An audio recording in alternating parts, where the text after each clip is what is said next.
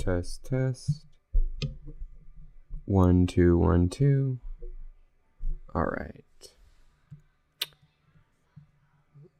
We are back talking about fractions. And today we're going to talk about subtracting fractions and what that means, both with just fractions that are going to equal a fraction that's less than 1, and also when we're subtracting fractions that are between 1 and 2 as well. So I'm going to do both, and then we got one more video in this section, and then we're going to move on to some more adding and subtracting techniques. So first off, let's dive into this problem. I have a problem for you. 1/3 take away 1/4. 1/3 take away 1/4. And the same way that we've been working with fractions, we're going to draw it and come up with a common denominator. And the drawing it kind of helps us visualize that common denominator. And as we get better at it, we won't have to draw it anymore. So here we go. Let's just dive right into this problem. So we have 1/3 take away 1/4. So I'm going to put the subtraction here, and I'm going to take away 1/4 from it, right? So here is a third, right? And I'm going to just color that in because this is what it's representing. And then here is my 4th. So I'm going to draw this sideways. And so it's 1/4 of this, right? And then so what we want to do is we want to find a way that this we can subtract this easily.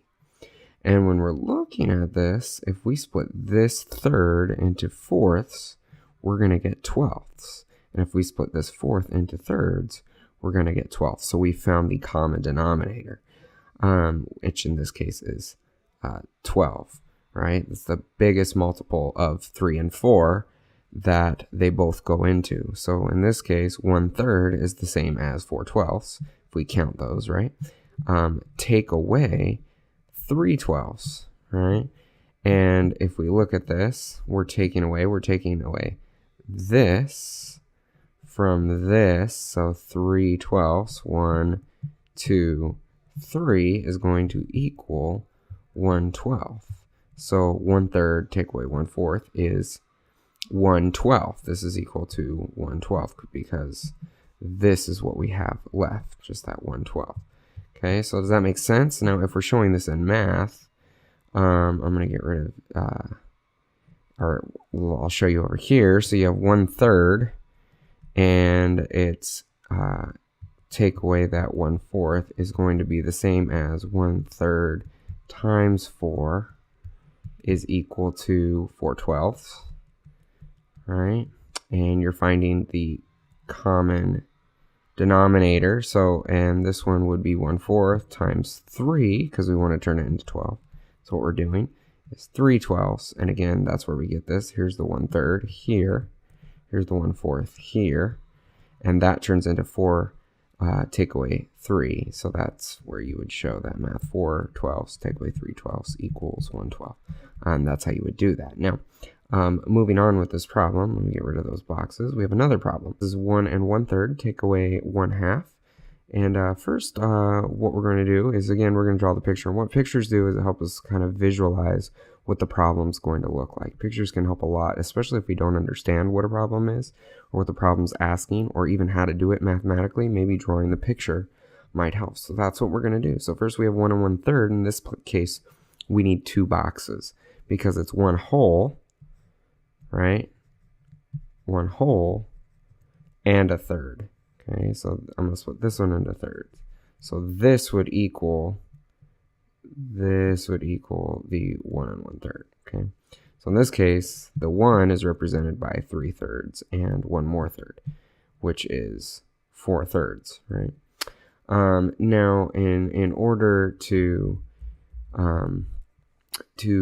understand this a little better, we need to draw the half too. So here's a half. Now we can't really take away a half from a third yet, but if we split these thirds, I'll draw it with a red pen, this in half and this in half, right? Now we have 6ths, and we can split this into thirds, and now we have 6. So now we know that 1 half 1, 2, 3, and we take 1, 2, 3 from here, is equal to 1, 2, 3, 4, 5, 5/6, right? So this is 5/6 left. How did we get that? Well, in this case, when we change it to 6, it's 6/6 plus 2 more 6, which is 8/6. So 1 1/3 is equal to 8/6. Take away 3/6, which is equal to 5/6. So our answer is 5/6. Now, if we're showing that in terms of math, this is how you might do it. So 3 times, it's 3, which is 3/3, plus 1 more third. So it is 4/3, right? The quick round the world trick is you always do 3 times the number plus 1 more. So 4/3, take away 1/2, and then we can convert these. Well, 4/3, I know that 6 is going to be the number that I need on the bottom. My common denominator is 6 and 8. So there's my 8/6.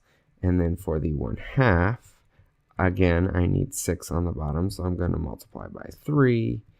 And I will get 6/3 or 1/2, which is equivalent fraction. And I can finish that and get my answer of 5/6. So that's how you would do that, those types of problems. Hopefully that kind of gives you a better understanding. If you're still not sure, go and rewind the video, try it on your own, see if you can match up those numbers and see if that makes sense.